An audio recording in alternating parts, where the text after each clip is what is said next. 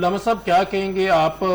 ابھی آپ کے سامنے ہے کہ رمضان کا بیسک مقصد جو ہے، بیسک ایجنڈا جو ہے وہ تقوی ہے، وہ سیلف کنٹرول ہے.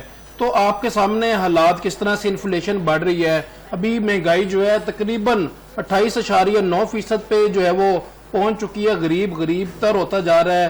اس رمضان میں ہمیں سب سے مین چیز اپنے معاشرے کو بہتر کرنے کے لیے، اپنے آپ کو بہتر کرنے کے لیے، اپنے لوگوں کو، رشتہ داروں کو، پاکستان کو بہتر کرنے کے لیے کون سی ایک چیز اپنانا بے حد ضروری ہے آج کے اس دور میں؟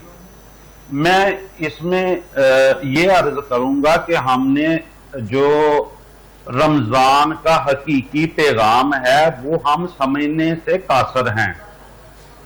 اصل میں رمضان کی روزے کی حقیقت یہ ہے کہ اللہ مسلمان جو امراء ہیں انہیں روزہ عطا کر کے یہ بتا رہا ہے کہ تم عبادت سمجھ کے صبح سے لے کے شام تک بھوکے رہے ہو تو کتنی دقت محسوس کرتے ہو. No doubt. اور جو لوگ غربت کی وجہ سے پورا سال بھوکے رہتے ہیں ان کی کیفیت کیا ہوگی؟ بالکل صحیح.